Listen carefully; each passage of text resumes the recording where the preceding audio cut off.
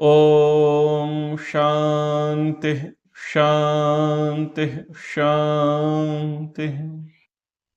महाभारत उपदेश श्रृंखला में आप सभी का स्वागत है। कणिक नीति हम पढ़ रहे हैं। कणिक की कूटनीति। धृतराष्ट्र को उपदेश दिया जा रहा है, आप अपना निष्कंटक राज्य किस प्रकार से रख सकते हैं। कल भी कुछ इस नीति की भूमिका में बात कही, आज भी कुछ कहता हूं। महाभारत में अनेक प्रकार की नीतियों का वर्णन है और कई जगह पर कई श्लोक, कई विधान एक दूसरे से सर्वथा विपरीत जान पड़ते हैं। तो ऐसे में विरोधाभास नहीं समझना चाहिए। कंडीशन अप्लाई है।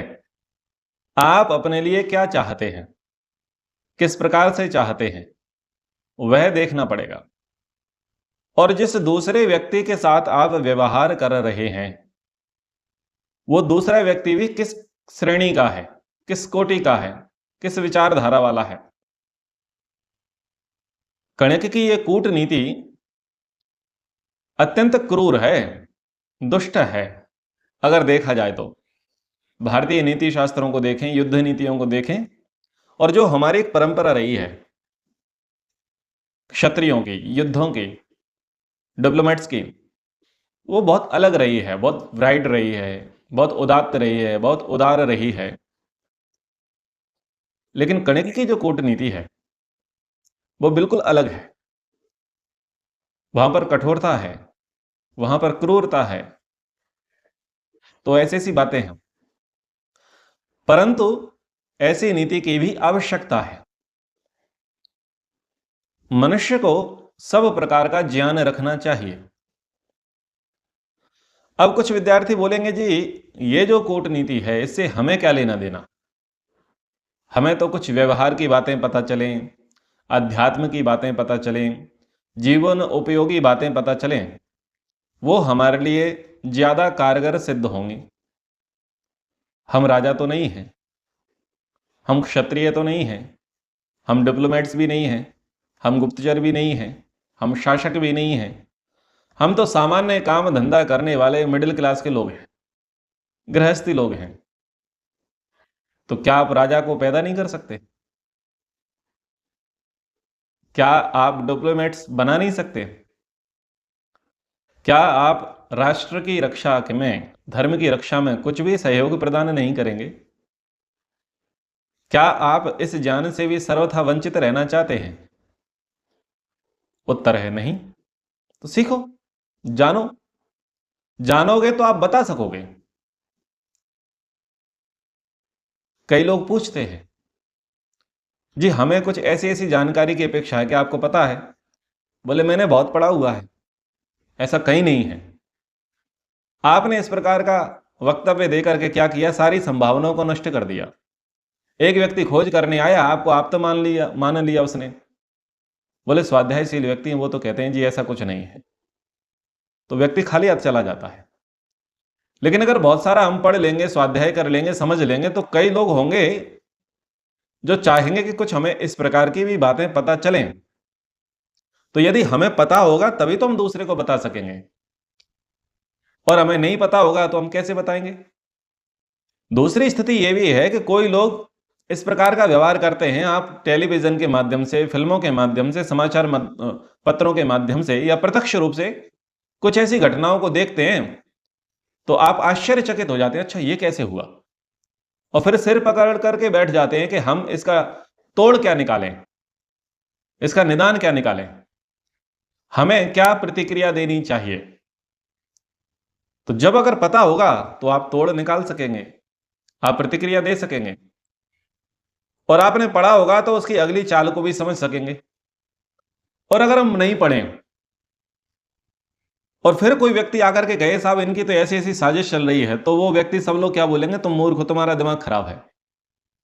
भाई इतनी सारी पीढ़ियां इनकी नष्ट हो चुकी हैं, इनको किसने बताया कि आपको स्टेप बाय स्टेप, पीढ़ी दर पीढ़ी ये काम करना है। बोले लॉजिकली ये बातें फिट नहीं बैठती। और अंत में क्या करेंगे कि किसी बताने वाले व्यक्ति पर ही हम आरोप प्रत्यारोप लगाने लग जाएंगे। जैसे कि राजीव दीक्षित। राजीव दीक्षित जी बड़े मेधावी व्यक्ति थे, बड़े पुरुषार्थी दूरदर्शी व्यक्ति थे, साहित्य के बड़े धनी थे, भारतीयता की अलख लगा करके वो घूमते थे। वो जैसे व्याख्यान देते थे तो उनके व्याख्यानों पर लोग विश्वास नहीं कर पाते थे, और वो पीढ़ी दर पीढ़ी सबकी कुंडली निकाल करके बताते कि कैसे कैसे काम शुरू हुआ। तो भारत के बुद्धिजीवी कहते थे भाई ऐसा संभव नहीं है, सब लोग मूर्ख थोड़ी हैं। अच्छा, तुमको इतनों वर्षों बाद ये बात समझ में आई, और तुमसे पहले जो बुद्धिजीवी लोग थे, पॉलिटिशियन लोग थे, क्रांतिकारी लोग थे, समाज सुधारक लोग थे, तुमसे पहले उनको समझ में नहीं आई, ये सारा ब्रह्मा ने ज्ञान तुमको दे दिया। ऐसी लोग बातें करते हैं और फिर आप केवल चुप रह जाएंगे। क्यों? जानकारी के अभाव में। आज आप ये बोलो कि गांधी जी ये चाहते थे पूर्वी पाकिस्तान से लेकर के पश्चिमी पाकिस्तान के बीच में एक बड़ा कॉरिडोर हो, रास्ता हो, और भारत को दो क्षेत्र में काटने की योजना थी, गजवाए हिंद लाने की योजना थी। आज उस बात को करते हैं तो लोग कहते हैं क्या पागलपंती है, तुम आरएसएस वाले हो, तुम बीजेपी वाले हो, तुम दूसरी विचारधारा की बात करते हैं। ऐसा पॉसिबल थोड़ी है। मतलब जब नीतियों को नहीं पता जानोगे तो ऐसे ही करोगे ना। इसलिए नीतियां पता होना चाहिए कि कौन व्यक्ति किस हद तक जा सकता है और कैसे कैसे कार्य किए गए हैं, कारनामे करे गए हैं। इसलिए अवसर मिल रहा है तो लाभ लो। अगर अच्छा देखने को मिल रहा है, अच्छा सुनने को मिल रहा है, अच्छा पढ़ने को मिल रहा है, भले ही तुम्हारे काम का ना हो, पर अगर मिल रहा है तो देख लो। हो सकता है तुम्हारे माध्यम से वो किसी और के काम आ जाए। तो थोड़ा सा हृदय को विशाल रखते हुए कणिक नीति को पढ़ें। कूटनीति, घेर घेर करके कैसे कूटना है किसी को, वो आप पढ़ें। ठीक है, घर पे अप्लाई इसको नहीं करना है, कृपया ध्यान दें। घर वालों पर इसे अप्लाई नहीं करना है। तो कणिक को सुन रहे हैं हम। कणिक कह रहे हैं धृतराष्ट्र से कि राजा किस प्रकार से होना चाहिए। कणिक कहते हैं भयेन भेद येद भीरुम सुरम मंजलि कर्मणा लुब्धार्थम प्रदानेन समम न्यूनम तेजसा। कायर को भय दिखाकर फोड़ लो, जो शूरवीर हो उसे हाथ जोड़ करके वश में कर लो, लोभी को धन देकर तथा बराबर और निर्बल को पराक्रम से वश में कर लो। शत्रु है आपका कोई, और शत्रु में भी वो क्या है? कायर शत्रु है, डरपोक शत्रु है। तो शत्रु डाह रखता है, ईर्ष्या रखता है, द्वेष रखता है, अनिष्ट करने की इच्छा रखता है, लेकिन सामने नहीं आ सकता, दम नहीं है, गीदड़ भभकियां देता है। तो उसको भय दिखा करके फोड़ लो। ये नीति इतनी अच्छी है, ये तो आपको अमृत के तुल्य कार्य देने वाली है। आपके काका हैं, आपके पड़ोसी हैं, कई लोग हैं, प्रॉपर्टी को लेकर के दारू अंदर और बुद्धि बाहर, और फिर शाम को वो तमाशा करते हैं और बड़ी बड़ी बातें करते हैं, पुलिस की बातें करते हैं, 4 शराबियों को बुला लेते हैं और आपको परेशान करते हैं। क्या चाहते हैं कि प्रॉपर्टी में हिस्सा ना देना पड़े, वो वहां पर बने रहें और आपको वहां से उठना पड़े। आप गली से निकलते हैं, मोहल्ले से निकलते हैं, तो आपको ऐसे ही परेशान किया जाता है, और जितना आप सुनते रहते हैं, सहते रहते हैं, उसका पारा बढ़ता चला जाता है। पर आप ये जानते हैं कि भाई इसमें 2-4 चांटे पड़ गए तो निपट जाएगा, 2-4 घूसे लात पड़ गए तो निपट जाएगा, और हमें व्यर्थ में पाप लगेगा या दोष लगेगा या फालतू में FIR हो जाएगी। तो इस भय के कारण, इस डर के कारण आप सुनते रहते हैं और कहते हैं भाई ये तो खाली हाथ व्यक्ति है, इसका तो कुछ है ही नहीं, फुटपाती व्यक्ति है, इससे उलझेंगे तो हमारा ही नुकसान होगा। ऐसा सोच करके कई परिवारों के लोग, कई पड़ोसी लोग परेशान रहते हैं और चुप रहते हैं। लेकिन आपको पता है वो कायर है। तो कायर को शांत करने का तरीका भय। उसे आप भय दिखाओ। जब वह आपका भय देखेगा, आपका रौब देखेगा, तो वह कभी भी आपसे भिड़ने का प्रयास नहीं करेगा, अपशब्द नहीं बोलेगा, आपके मार्ग में रोड़े नहीं अटकाएगा। अब भय आप उसे चाहें तो प्रत्यक्ष रूप से दिखा सकते हैं, और चाहें तो आप परोक्ष रूप से दिखा सकते हैं। मतलब आप ऐसा भी कर सकते हैं कि अपने पड़ोस में एक पर्याप्त जमघट खड़ा कर सकते हैं, युवाओं का, पुलिस वालों का, पहलवानों का, वीवीआईपीस का, कई लंबी चौड़ी गाड़ियां आप लगा सकते हैं, यानी आप थोड़ा अपने वैभव का प्रदर्शन कर सकते हैं, तो अप्रत्यक्ष रूप से उसको भय हो जाएगा कि बड़े बड़े जो अधिकारी हैं इनके साथ इनका मिलना जुलना है, उठना बैठना है, बिल्डर्स हैं, ये हैं वो हैं, सारी सारी चीजें। तो आपने अप्रत्यक्ष रूप से क्या किया, उसे भय दिखा दिया, और इससे क्या होगा, फिर वो कभी भी कुचेष्टा नहीं करेगा। और ये एक ऐसी समस्या है जिस समस्या को लेकर के कई लोग हमारे पास आए हैं और कहते भी हैं कि आचार्य जी हम परेशान हैं, पड़ोसी से परेशान हैं और ऐसा ऐसा काम करता है। कई केस मुझे पता है अलग अलग राज्यों के, कई जिलों में मैंने देखा है, कई घरों में देखा है, वो ऐसे परेशान रहते हैं पड़ोसियों से, चाहे वो घर का पड़ोसी हो या व्यापार का पड़ोसी हो, लेकिन है कायर, दम नहीं है, गीदड़ भभकियां देता है। वर्किंग डॉग सेल्डम बाइट्स, जो गरजते हैं वो गरजते नहीं है, वो वाली स्थिति है। पर ऐसे लोगों का मुंह बंद कैसे होता है, भय से होता है। तो ऐसे लोगों को भय दिखाओ, जो शूरवीर हो उनको हाथ जोड़ करके वश में करो, यानी आपसे अधिक सामर्थ्यशाली व्यक्ति है लेकिन शत्रु है, तो उसके सामने विनम्रता दिखाओ, उसे ये बताओ कि वो आपकी शूरवीरता का, आपके बल का, आपके पुरुषार्थ का सम्मान करता है, आदर करता है। तो इससे क्या होता है, उसका ईगो सेटिस्फाई हो जाता है। ये पॉलिटिक्स है, उसका ईगो सेटिस्फाइड हो जाता है, उसे अच्छा लगता है, बोले चलो ये एक पहलवान दूसरे पहलवान की कद्र करता है, एक योद्धा दूसरे योद्धा की कद्र करता है और मानता है, एटीट्यूड में नहीं रहता, तो उसके आगे निरंकारी रहो, अपना अहंकार उसके आगे मत बढ़ाओ, उसको रिस्पेक्ट दो, भाई सर आप पहले निकल जाइए, आप पहले निकल जाइए, ओवरटेक मत करो, आप पहले निकल जाइए। तो शूरवीर को ऐसे हाथ जोड़ करके वश में करो, लोभी को धन दे करके। कोई शत्रु है लेकिन कैसा है, प्रकृति कैसी, लोभी है, तो लोभी को धन दे दो और बराबर वाले को, और जिसका अधिक सामर्थ्य नहीं है उसको आप बल दिखा करके आप उसको वश में करने का प्रयास करें। राजा के स्वभाव के विषय में कहते हैं कणिक कि मन में क्रोध भरा हो तो भी ऊपर से क्रोध शून्य बना रहे। एक बहुत अच्छी स्थिति कूटनीतिज्ञ राजा की यहां पर कणिक कह रहे हैं कि राजा कैसा हो, राजा ऐसा हो, धीर हो, गंभीर हो, जिसका भेद शत्रु ना ले सके। यानी हमारे यहां एक देशी कहावत है, मुंह में राम बगल में छुरी। तो मन में क्रोध भरा हो तो भी ऊपर से क्रोध शून्य बना रहे, मुस्कुरा करके सदैव बातचीत करें, प्रसन्नता के साथ बात करें। और ऐसा कर पाना सबसे कठिन कार्य होता है। आपको पता है कि सामने वाला आपका शत्रु है, आप भी उसके शत्रु हो, और परंपरागत शत्रु हैं, सांप नेवले वाली स्थिति है, कभी शत्रुता नष्ट नहीं होगी, और सामने वाला उदंडता दिखा रहा है और आप सौहार्द दिखा रहे हो। यह आपका बहुत बड़ा बल है, जो आपके सराउंडिंग लोग देखते हैं, आसपास के लोग देखते हैं कि किस प्रकार से व्यवहार करता है। और यह व्यवहार आपको रामायण में देखने को मिलेगा, यह व्यवहार आपको महाभारत में देखने को मिलेगा। तो बहुत अच्छी प्रकार से डिप्लोमेट्स होते थे कि शत्रु के साथ पोलाइटली व्यवहार कर रहे हैं, भीतर कठोरता है, लेकिन बाहर के मंचों पर एक अलग प्रकार से बात कर रहे हैं। डिप्लोमेट्स को ऐसा होना चाहिए, विदेश मंत्रियों को ऐसा होना चाहिए, राजदूतों को इस प्रकार से होना चाहिए। भीतर क्रोध है, अमर्ष है, सब कुछ है, लेकिन बाहर से प्रस्तुतिकरण नहीं होगा। और बाहर से अगर आप प्रस्तुतिकरण नहीं कर रहे हैं, इसका मतलब यह है कि आप ज्यादा पावरफुल हैं। और बाहर आप सार्वजनिक मंचों पर, विश्व के धरातल पर आप हुड़दंग मचाते हैं, उपद्रव मचाते हैं, तो इसका मतलब यह है कि आप खोखले हो, आपका सामर्थ्य अधिक नहीं है। शांत से डर अधिक होता है, अशांत से लोग कम डरते हैं, अशांत से लोग कम डरते हैं। तो कभी क्रोध में आकर किसी दूसरे का तिरस्कार ना करें। शत्रु पर प्रहार करने से पूर्व और प्रहार करते समय उससे मीठे वचन ही बोले। बताओ ये कितना कठिन काम है।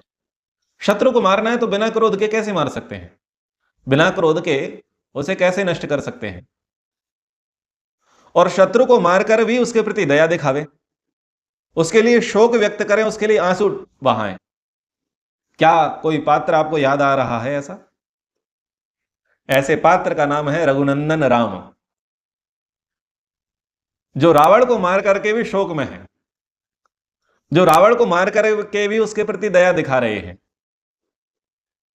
और अपने भाई से कह रहे हैं कि भाई राजनीति का अंतिम पाठ सीख ले। ये जो नीति है, ये सारी की सारी नीति श्री रामचंद्र जी पर घटती है। मन में क्रोध भरा है पर सामने से नहीं बताएंगे, सामने से नहीं बताते। ये व्यवहार देखना आप चाहें तो रामानंद सागर की रामायण देखना और श्री रामचंद्र जी और लंकेश रावण के युद्ध के प्रसंग को देखना कि वहां पर उन्होंने किस प्रकार से प्रेजेंटेशन किया है। रावण भड़क रहा है लेकिन राम उत्तेजित नहीं है। दोनों ही एक दूसरे के शत्रु हैं, लेकिन एक विनय के साथ, विनम्रता के साथ कार्य कर रहा है, दूसरा उद्दंडता के साथ कार्य कर रहा है। और शत्रु को मार भी रहे हैं तो भी दया के साथ, बड़े प्रेम के साथ, करुणा के साथ उसे मारा जा रहा है। और मर भी गया है तो उसके प्रति दया दिखा रहे हैं। शत्रु को समझा बुझाकर, धर्म बताकर, धन देकर और सदव्यवहार करके आश्वासन दें, अपने प्रति उसे मन में विश्वास उत्पन्न करने दें। फिर समय आने पर ज्यों ही वह मार्ग से विचलित हो त्यों ही उस पर प्रहार करें। अब कुछ शत्रु ऐसे भी हैं जो गलत फहमी में जी रहे हैं, मिसअंडरस्टैंडिंग है, या तिल का ताड़ और राई का पहाड़ बनाए बैठे हैं, छोटी सी बात को बहुत बड़ा प्रेस्टीज पॉइंट मान करके बैठे हैं। तो दो डिप्लोमेट्स को मिलना चाहिए, दो राजनेताओं को मिलना चाहिए, दो गुप्तचरों को, राजदूतों को मिलना चाहिए, उस समस्या का समाधान करने का प्रयास करना चाहिए। व्यर्थ में बखेड़ा खड़ा क्यों करना, व्यर्थ में शत्रुता क्यों करनी। तो समझा बुझा देना चाहिए कि ये चीज ऐसे नहीं ऐसे है। अगर हम पानी के मामले में संधि कर लें, इंपोर्ट एक्सपोर्ट के मामले में संधि कर लें, तो ऐसे आपको लाभ होगा, ऐसे हमको लाभ होगा। भाई आपकी भूमि है, हमारा मैन्युफैक्चर है, या आपका मैन्युफैक्चर है, हमारी भूमि है, तो ऐसे मिलकर के काम कर लेंगे। तो कुछ लोग होंगे जो भड़काएंगे, तो वहां पर शत्रु को समझाने का भाई क्यों शत्रुता करता है, इससे तेरा और मेरा दोनों का लाभ है। तो अगर कहीं पर मिसअंडरस्टैंडिंग है तो उसको समझा बुझा करके दो, उसे धर्म बता दो कि भाई क्या सही है क्या गलत है, धर्म बता दो। फिर अगर धन देना है, धन दे करके काम चलता है तो वो भी कार्य कर लो। और तीसरा, सदव्यवहार करके उसे आश्वासन भी दे दो। ये पॉलिटिक्स, ये पॉलिसी किसने अपनाई है? ये भी श्री रामचंद्र जी ने अपनाई है, और ये बाली और अंगद के साथ किया गया है। बाली से श्री रामचंद्र जी की सीधी सीधी कोई शत्रुता नहीं थी, और ना ही श्री रामचंद्र जी की बाली के साथ शत्रुता थी, पर शत्रुता तो बनी। शत्रुता का कारण बना मित्र के साथ प्रतिघात। राजनीति का एक नियम होता है कि मित्र का मित्र मित्र, मित्र का शत्रु शत्रु। जिससे हम प्रेम करते हैं उसका सहयोगी हमारा सहयोगी, वो उसका विरोधी हमारा विरोधी, एक नियम होता है। और दूसरा, वो व्यक्ति जो है जिसको मित्र या सहयोगी कह रहे हैं, मित्र या शत्रु कह रहे हैं, वो देखा भी जाता है कि वो ठीक भी है या नहीं है। तो वाली का व्यवहार ठीक नहीं था। वाली पूछता है, भाई ये बताओ हमने तुम्हारा क्या बिगाड़ा? तो धर्म बताकर, क्या शब्द है, धर्म बताकर, धर्म बताया, भाई ये धर्म है इसलिए अब झगड़ा नहीं करना, धर्म बता दिया। और धर्म ही बताया है, और पुत्र को साथ में ले लिया है, अंगद को साथ में ले लिया है, पुत्र को समझा दिया है कि बेटे झगड़े का कारण यह था, मिसअंडरस्टैंडिंग ये थी, और क्रोध इतना बढ़ गया था, वैमनस्यता इतनी बढ़ गई थी, यानी विष लगभग पूरे शरीर में फैलने ही वाला था, इसलिए कुछ अंग को तो काटना अनिवार्य था। अब इतने बच गए हैं, अब तू देख ले। तो पुत्र को यानी भतीजे को साथ ले लिया है, सुग्रीव ने ले लिया है, श्री रामचंद्र जी ने साथ में ले लिया है। किसको ले लिया है? अंगद को ले लिया है। तो फिर सदव्यवहार करो और उसे आश्वासन दो कि हम ठीक से रहेंगे, सारी चीजें करेंगे, लेकिन उस पर दृष्टि बनाए रखो। कहीं पर वो कुचेष्टा तो नहीं करेगा, वो जो संधि का मार्ग है, धर्म का मार्ग है, उससे विचलित तो नहीं होगा, हमसे अगेंस्ट तो नहीं जाएगा। अगर जाता है तो प्रहार करो, ये पॉलिसी कहिए। आपको लगता है कि भाई शत्रु का समूल नाश करना है, तो बोले घर में आग लगा दो, जल्दी मारना है, उसको अवसर नहीं देना है, तो घर में आग लगा दो। धनहीनों, नास्तिकों, चोरों को अपने राज्य में ना बसने दो। तो 4 प्रकार के शत्रुओं की चर्चा यहां पर कर दी। एक तो वास्तविक शत्रु है जो कहीं पर डेरा डाले बैठा है, बोले अब उसे लड़ने के लिए मत बुलाओ, वही मार दो, सर्जिकल स्ट्राइक, लड़ने के लिए मत बुलाओ, वही निपटा दो, आग लगा दो। और दूसरे जो लोग धनहीन हैं, जो नास्तिक हैं, जो चोर हैं, ये भी आपके राज्य के शत्रु हैं। अब ये धनहीन का मतलब गरीब नहीं है कि गरीबों को बाहर निकाल दो, ये ध्यान देना। धनहीन शब्द का अर्थ निर्धन, और निर्धन को राज्य से बाहर निकाल देना ये तो मानवता के खिलाफ है। यहां ऐसे लोगों की बात है जो अराजक हैं, धनहीन हैं, आचरण ठीक नहीं है, खान पान ठीक नहीं है, और धनहीनता के कारण से वो उपद्रव करते हैं। और धन आ भी जाएगा तब भी वो कुछ विशेष अच्छा कर नहीं सकते, क्योंकि प्रकृति खराब है। एक देशी कहावत है, दिन बिगड़े सुधर जाए, मन बिगड़े नहीं। जिनका दिन ठीक नहीं है, समय ठीक नहीं है, वो लोग समय आने पर सुधर जाते हैं, पर जिनका आचरण ठीक नहीं, जिनका मन ठीक नहीं, वो नहीं सुधरते। तो जो स्मैक वाले हैं, स्लोचन वाले हैं, नशेलची लोग हैं, ड्रग्स वाले हैं, जो ऐसे ही ताक में घूमते रहते हैं, ये लोग निश्चित रूप से नुकसान करने वाले हैं। इनको बाहर निकालो। तो धनीहीन से ये अर्थ लेना चाहिए, निर्धन नहीं। और नास्तिक और चोर, इनको बाहर निकाल दो। तो आपने देखा होगा, शत्रु के घर में आग लगा दो, यानी समूल नाश कर दो। तो जो भी आप देखते हैं कि समूल नाश करने की प्रक्रियाएं रही, उसमें घर को आग लगाना प्राथमिक रहा। वीर सावरकर की जो पुस्तक थी 1857 का स्वतंत्र समर, इस पुस्तक का प्रकाशन, वाचन और प्रवचन सब निषेध था। ऐसे तैसे करके पुस्तक प्रकाशित हो गई गुप्त रूप से, लेकिन जैसे ही अंग्रेजों को पता चला कि इस प्रेस से प्रकाशित हुई, उस प्रेस को आग लगा दी। जिन जिन घरों में वो पुस्तक थी, उन्होंने घरों को आग लगा दी। और इस्लाम में भी ऐसा ही हुआ कि जहां जहां पर ये चीजें दिखाई दी गई, उनको लगता था कि यहां से क्रांति का बिगुल उठ सकता है। यानी उनके लिए तो वो शत्रु हैं, विदेशी के लिए भारतीय शत्रु हैं। तो जहां पर ये संगठित हो सकते हैं, इनको इंस्पिरेशन मिल सकती है, उन सब चीजों को नष्ट कर दो। घरों को आग लगाई, बच्चों को मारा, स्त्रियों को मारा, काट काट करके उनको नदी में बहा दिया, गटर में डाल दिया, ऐसे ऐसे कार्य किए। तो समूल नाश करने का कार्य उन्होंने किया। कुछ आप लोग भी शिक्षा ले लें, कल उसके विषय में बात कर भी चुके हैं।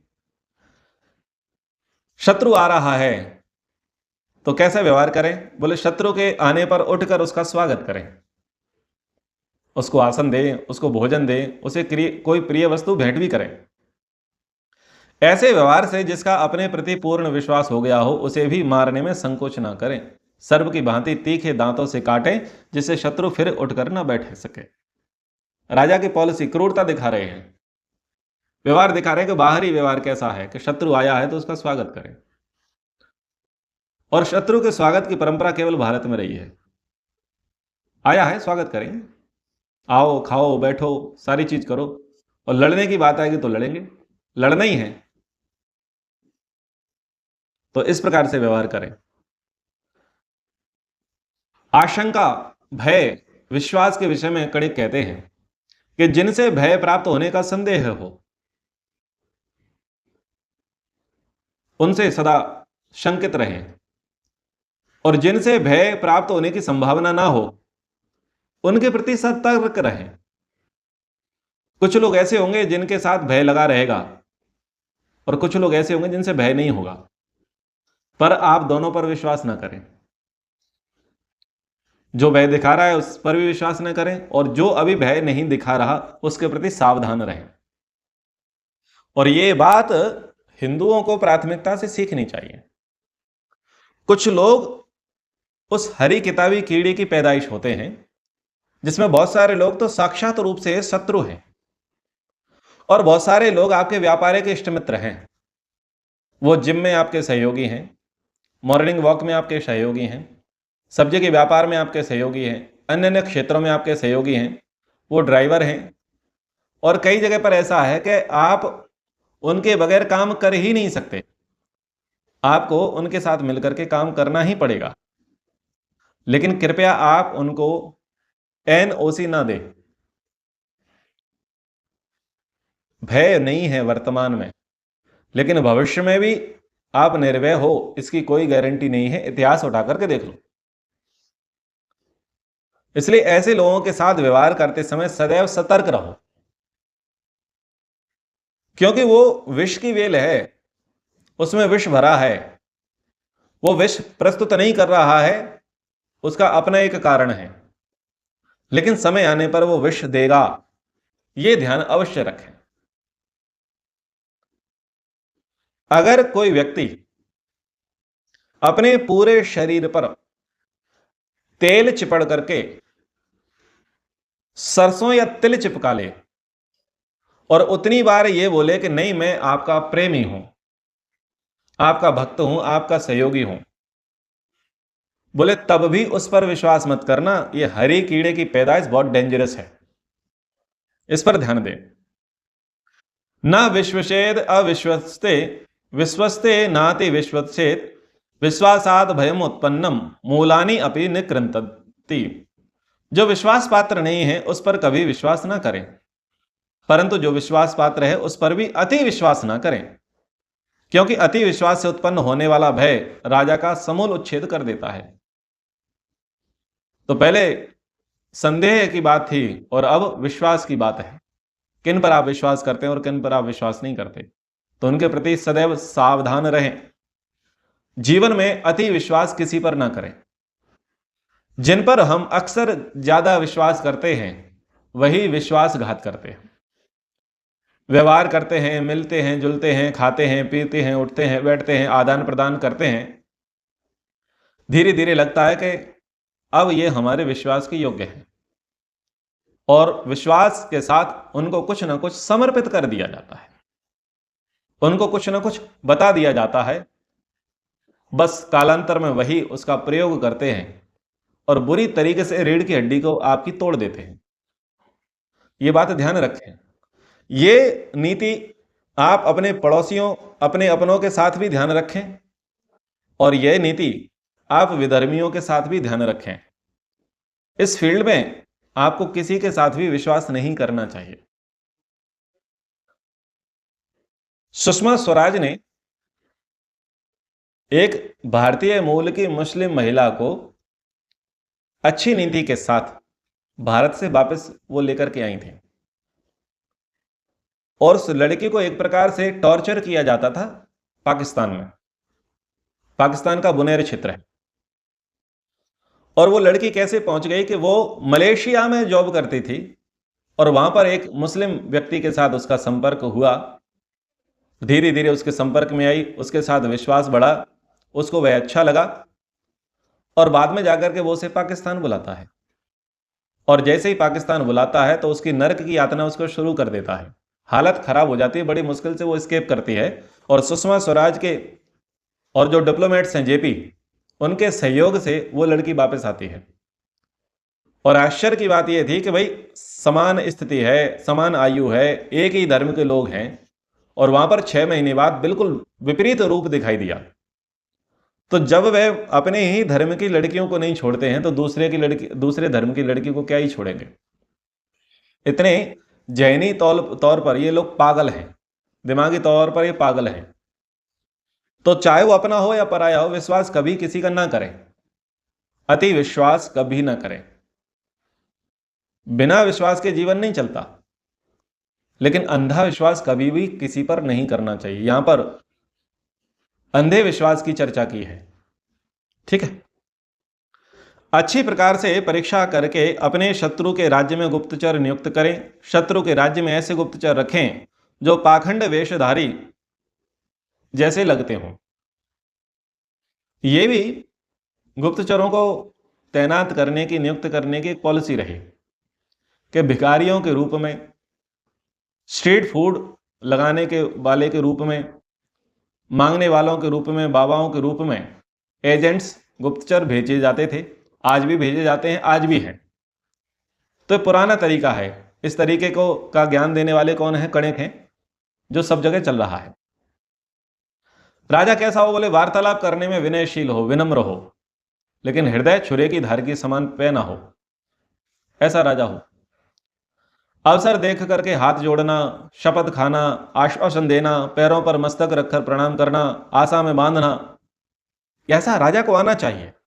अगर वो ऐश्वर्य प्राप्त करना चाहता है, आगे बढ़ना चाहता है, तो ये चीजें उसे आनी चाहिए। उसे हाथ जोड़ना आना चाहिए, वो शपथ देना उसे आना चाहिए, लोगों को आश्वासन देना उसे आना चाहिए, लोगों के पैरों में गिर करके मस्तक रखना उसे आना चाहिए, अगर आगे बढ़ना चाहता है तो। यानी झुकना चाहिए। अगर दूसरों को झुकाना है तो बोले झुकना पहले खुद सीखो, सरेंडर करना सीखो। अब जो वचन आ रहे हैं वो है आधुनिक राजनेताओं को लेकर के। आज के जो राजनेता हैं या पिछले 70-80 वर्षों से जिस राजनीति की छत्र छाया में हम लोग और हमारे पितृ लोग पलते बढ़ते आए हैं, वो भी कणिक के द्वारा कुछ दिया गया है। आजकल आपने देखा होगा ना, चुनावी वायदे, चुनाव आएंगे वायदे करेंगे लेकिन वायदे कभी नहीं निभाएंगे। बोले ये बात भी कणिक ने कही है। कह रहे हैं कि नीतीश जी राजा ऐसे वृक्ष के समान रहे जिसमें फूल तो खूब लगे हों परंतु फल ना हो। फूल, खुशबू, योजनाएं, सुगंधि फैलाएगा और फूल को देख करके व्यक्ति प्रसन्न हो जाते हैं। तो फूल देगा सबको, चुनावी फूल देगा, वायदों के फूल देगा और आशाएं दिलाएगा, भरोसा दिलाएगा, लेकिन उस पर कभी फल नहीं आएंगे। बोले उस पर फल कभी मत आने दो। फल लगने पर भी उस पर चढ़ना अति कठिन हो, लोगों की स्वार्थ सिद्धि में वह विघ्न डाले। और कुछ फल उसने लगा भी दिए हैं, प्रेशर ज्यादा है तो उसने फल लगा भी दिए हैं, लेकिन उस फल को तोड़ना, उस फल को ग्रहण करना लोगों के लिए अत्यधिक कठिन हो जाए। वह रहे तो कच्चा पर दिखे पके के समान। ब्रिज बन गया है, अंडर ब्रिज बन गया है, ट्रेनें बन गई हैं, मॉल्स बन गए हैं, ये बन गए हैं, दिखे तो पक्का लेकिन भीतर से कच्चा हो। फल कैसा है? बोले ऐसा है। योजना ऐसी ऐसी है, देखो सड़कें हैं लेकिन सब जगह खुदा ही खुदा है, यहां भी खुदा, वहां भी खुदा, और सब जगह खुदा ही खुदा है। सब खुदा की खुदाई में सब खुदा पड़ा है। बोले बेटी का ब्याह करना है तो सड़क बना दो, और बेटे को डॉक्टर बनाना है, बोले सड़क उखाड़ दो। हमारे यहां सबसे बड़ा बिजनेस है सड़क का पूरे भारत में। पैसा नहीं है तो सड़क खोद दो, और पैसा नहीं तो सड़क बना दो। और भारत के लोग सबसे ज्यादा सहनशील है इस मामले में। क्यों? एक काम को होते होते वो बूढ़े हो गए देखते देखते। हम यूज टू हो चुके होते हैं जीवन से। जब हम 5वीं कक्षा में होते हैं वहां से लेकर के अब तक हम क्या देख रहे होते हैं कि सड़क टूट रही है, बन रही है। हम यूज टू हो चुके होते हैं, इसलिए हम कभी प्रतिक्रिया नहीं करते। कई क्षेत्रों में हम यूज टू हो चुके हैं, अभ्यस्त हो चुके होते हैं। कभी स्वयं जीर्ण ना हो और अपना धन कभी व्यय करके शत्रुओं का पोषण करते हुए अपने आप को निर्धन ना बना दे। मतलब स्वार्थ साधकों की दुराशा को पूर्ण ना होने दे, कभी भी खुद कमजोर ना पड़े, गरीब ना पड़े, लेकिन दूसरों को बताता रहे, दूसरों को गरीब करने का पूरा प्रयास करता रहे। तो आजकल के जैसे हमारी पूज्य दीदी ममता जी हैं, और भी कई हैं, अम्मा थी साउथ में, कई लोग हैं। और ये तो चीज ऐसी है जी, कैसी है, बिच्छुओं की पंक्ति जा रही थी, एक जिज्ञासु व्यक्ति था, उसने पूछा कि इसमें नेता कौन है? बोले उंगली धर के देख ले, पता चल जाएगा कौन सा नेता है। बोले जिस पर उंगली धरेगा वही डंक मारेगा। तो महाराज चाहे वो बीजेपी का हो, कांग्रेस का हो, लेफ्ट का हो, सपा का हो, बसपा का हो, किसी का भी हो, सब ऐसे ही हैं। ये जो बातें यहां कही हैं, सारे पॉलिटिशियन ऐसे ही हैं कि चुनावी वायदे करेंगे लेकिन योजनाओं को वो पूरी तरीके से पूरा नहीं करेंगे। कुछ फल आएंगे भी, बाहर से पके दिखेंगे लेकिन भीतर से कच्चे होंगे। और कोष खर्च करेंगे लेकिन खुद का कोष बढ़ाएंगे, लेकिन पब्लिक का विकास कभी नहीं होगा। अपना शीश महल जरूर बनेंगे, अपने ताजमहल जरूर बनेंगे। ये राजा के लिए कहा कि राजा यदि संकट में हो तो कोमल या कठोर जिस किसी भी कर्म द्वारा उस दुरावस्था से अपने उद्धार करना चाहे तो वह उद्धार अवश्य करे। राजा के विषय में कहा कि कष्ट सहे बिना मनुष्य कल्याण का दर्शन नहीं करता। प्राण संकट में पड़कर भी यदि वह जीवित रह जाता है तो वह अपने कल्याण को ही देखे। जैसे वृक्ष के ऊपर की शाखा पर सोया हुआ मनुष्य जब गिरता है तब उसे होश आता है, उसी प्रकार जो अपने शत्रु के साथ संधि करके निश्चित हो जाता है वह शत्रु से धोखा खाने पर सचेत हो जाता है।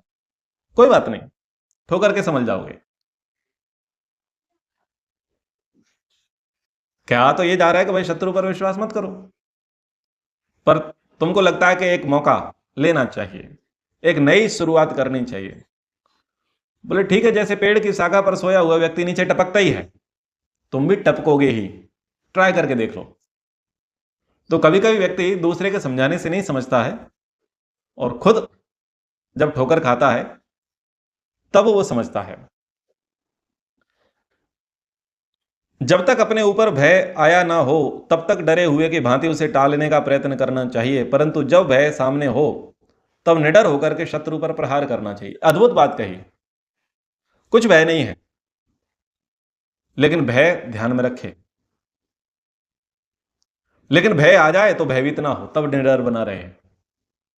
यानी संभावनाएं कभी भी कुछ भी हो सकता है, उसके लिए राजा को भयभीत रहना चाहिए। मेरी जो प्रकृति है, सप्त प्रकृति है, पंच प्रकृति है, उसमें फूट पड़ सकती है। मेरे गुप्तचर बिक सकते हैं, मेरे मंत्री, मेरी कैबिनेट बिक सकती है, मेरे शस्त्र अस्त्र डुप्लीकेट हो सकते हैं, उसमें कुछ घपला हो सकता है। मेरे श्रेष्ठ ही जो है गबन कर सकते हैं, घपला कर सकते हैं, सेठ लोग घपला कर सकते हैं। मेरे परिवार में कोई लोग भेदी बन सकते हैं। तो ऐसे ऐसे वो भय करता रहे। भय करने से क्या होगा? वो सजग रहेगा, नियमित चेक करेगा। लेकिन अगर वास्तव में भय आ भी जाए तब हाथ पकड़ करके ना बैठ जाए, माथा पकड़ करके ना बैठे, बोले तब निडर होकर के उसका सामना करे। यानी वो पहले से तैयारी कर रहा था। यह पॉलिसी जवाहरलाल नेहरू को समझनी चाहिए थी। जवाहरलाल नेहरू ने कह दिया हिंदू चीनी भाई भाई, हिंदी चीनी भाई भाई, तो उसने क्या कर दिया? वेपन्स पर काम बंद कर दिया, युद्ध पर काम बंद कर दिया, रक्षा विभाग के फंडिंग में उसने कटौती कर दी। बोले जब हमें किसी से अब डर ही नहीं है तो वेपन्स की क्या ही जरूरत है, सेना की भर्ती की क्या ही जरूरत है। और बाद में क्या हुआ? आसाम गया, अक्साई चीन गया, उधर वो क्षेत्र गया, लद्दाख का क्षेत्र गया, कैलाश मानसरोवर का जो क्षेत्र रहा वो चला गया। चीन ने बहुत सारा हिस्सा हमसे ले लिया। क्यों ले लिया भाई? क्योंकि तुम निर्भय थे। और अभी सरकार सदा भय में रहती है। चीन सदा भय में रहता है, रूस सदा भय में रहता है, इसलिए हमेशा अपने रक्षा बजट में बढ़ोतरी करता रहता है, हमेशा सैनिकों की बढ़ोतरी करता रहता है, नए नए वेपन्स, आधुनिक हथियार वो खरीदते रहते हैं, हवाई जहाज, रॉकेट, मिसाइल्स, अणु परमाणु बम वो बनाते रहते हैं, तैयार करते रहते हैं। क्यों? भय के कारण। और ये अच्छी स्थिति है कि चीन अपने आप, चीन को भय है, जबकि चीन को सबसे भय है, लेकिन चीन स्वयं भयभीत होकर के क्या कर रहा है? निर्माण का कार्य कर रहा है। रूस कार्य कर रहा है, अमेरिका कार्य कर रहा है, भारत भी अब कार्य कर रहा है, उसको भी भय लगा है। तो भय क्या कर रहा है? भय आपको सजग बनाता है। और निर्भयता, निर्भयता मृत्यु के जो कदम है वो आपके निकट लेकर के आ जाती है। इसलिए कई क्षेत्रों में आपको निर्भय होना चाहिए और कई क्षेत्रों में आपको भयभीत होना चाहिए। यानी देखो ये कैसी पॉलिसी है कि भयभीत होने से शांति है और निर्भय रहने से शांति पाठ है। निर्भय रहने से शांति पाठ हो जाएगा, कंडीशन अप्लाई। और भर्तृहरि क्या कहते हैं कि सब जगह भय है और निर्भय कौन है? बोले वैराग्य। जो वैरागी व्यक्ति है वो निर्भय है, और वैरागी से अतिरिक्त जितने सारे लोग हैं सब भयभीत हैं। तो प्रसंग अनुसार नीतियों को समझें कि कौन व्यक्ति किसके लिए कैसा नीति का उपदेश कर रहा है। तो संक्षिप्तः 2 वीडियो श्रृंखला के माध्यम से हमने कणिक को सुना। कणिक ने जिस प्रकार से धृतराष्ट्र को उपदेश किया उसको सुना। धृतराष्ट्र इसका क्या प्रयोग करेंगे वो आप अगली बार सुनेंगे। धृतराष्ट्र ने घर में पूरे परिवार को मारने की जो योजना बनाई, लाक्षागृह जो आप सुनते हैं, ये कणिक के उपदेश के बाद हुआ है। अगर कणिक ना उपदेश देते तो पूरे घर को, पूरे खानदान को जल्दी नष्ट करने की योजना धृतराष्ट्र कभी नहीं बना पाता। क्योंकि कणिक ने बोला था कि यदि शत्रु पर जल्दी विजय प्राप्त करनी तो उसके घर में आग लगा दो, और लाक्षागृह वही है। यानी कणिक नीति के उपदेशों का परिणाम है जो उन पर आत्मघाती हमला हुआ। वो तो विदुर की सूझबूझ थी जिससे पांडव सुरक्षित निकल गए, अन्यथा पांडवों का शांति पाठ हो चुका था और निष्कंटक राज्य धृतराष्ट्र को मिल चुका था। तो नीतियां पढ़नी चाहिए। तुमने नीति पढ़ी है तो सामने वाले ने भी नीति पढ़ी है।